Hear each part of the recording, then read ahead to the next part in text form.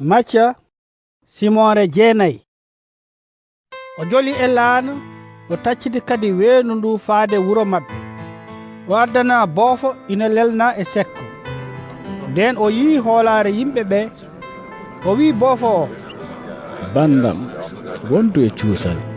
bakkatuuji ma njaafaama e on sahaa woodi sariyankooɓe wonɓe e wiyondirde o gorko nana yenna Allah o faami miijooji maɓɓe o wi holi ko waɗi oɗon jogoo ɗi miijooji bonɗi e ɓerɗe mon wiide bakkatuuji ma njaafaama e wiide ummoya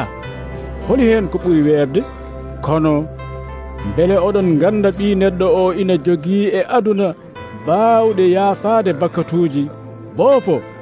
ummo ƴetta sekko ma koota galle mon gorko o ummi howti galle mumen nden yimɓe ɓe njii ɗum kuli ngoni e yettude Allah sababunde ko rokki yimɓe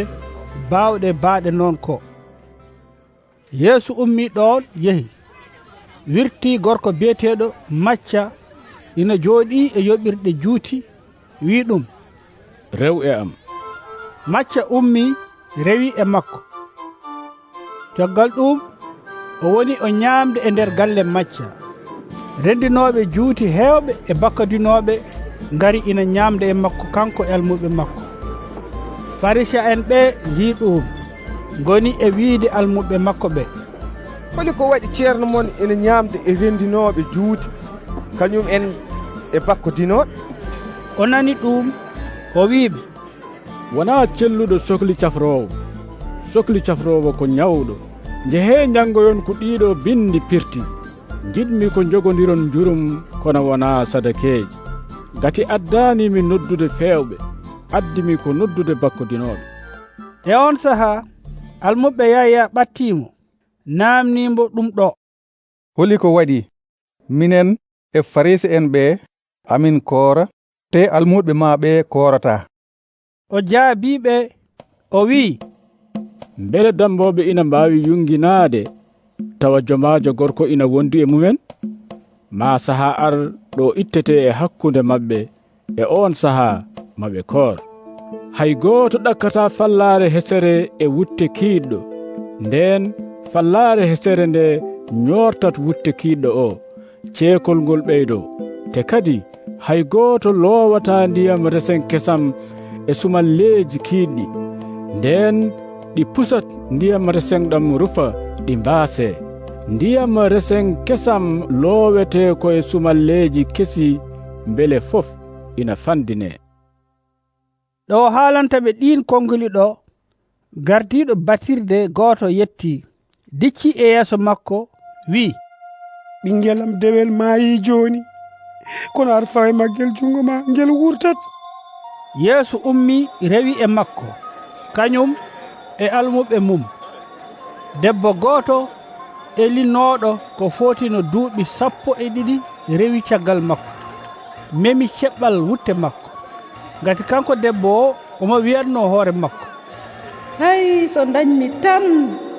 ko memde wutte makko mi sellat Yeesu yecciti yiimo wi banam debbo wondu e cuusal hoolaare ma dandima e on sahaa tan debbo o selli Yeesu yetti galle gardiɗo batirde nden o yi wuttooɓe coorumɓe ɓe ina pewnitani wirwirde nde te yimɓe ɓe ina jirgiti o wi jalte boowal ngati suko debbo o maayaani ko ɗaaniɗo ɓe ngoni e jaldemo nden yimɓe ɓe jaltinaama boowal o naati e nder suudu he o jaggi e jungo suka debbo he ummi on kabaru sari e diwan he fof no fotiri ɗo Yeesu yahata ɗo wumɓe ɗiɗo ndewi e mum ina ngulla ina mbiya ɗum Dawuda yurmo min nden o yettima galle wumɓe ɓe ɓattimo o namni ɗumen o wi mbele oɗon gonɗini mboɗo wawi wallude on ɓe jaabimo ɓe mbi ey ceerno amin gonɗini kay e on sahaa o memi gite maɓɓe o wi yo on mbaɗirane no gonɗinirɗon ni ɗon e ɗon tan ɓe gumti. O totti ɓe yamirore tiinde o wi, keɗoɗe no moƴƴi, hay gooto fotani nande ɗum. Nden ne dey ɓe jayni inde makko e on diwan fof no fotiri. Nden ɓe jehi, o addana kadi gorko gooto muumo moolaɗo seyɗane. Nde o riddi seyɗane o tan, muumo o woni e haalde. Diɗɗal ngal fof jagga kawisa, woni e wiide, ko wayni meeɗa yiyeede e Israila. Kono Farisee en ɓe kañumen goni e wiide, ko mawɗo seyɗineji o riddirta seyɗineji ɗi. Yeesu naati saare yo saare, wuro yo wuro, ina jangina e nder batirɗe, ina yeeyna kabaru moƴƴo paatuɗo e laamu Allah o. Kadi ina sellina kala ñabbuli e kala rafiiji. Nde o yi yimɓe ɓe, ɓernde makko heewi yurmeede faade e mumen, ngati ko ɓe faynooɓe te ɓe ngala ballo. Ɓe mbayno kono baali ɗi ngala gaynaako ni. E on sahaa o wi almuɓe makko ɓe, gese ɗe moƴƴi, kono soñoɓe keewani. Nden noon ñaagoɗe joom gesa o yo ɓeydu soñoɓe.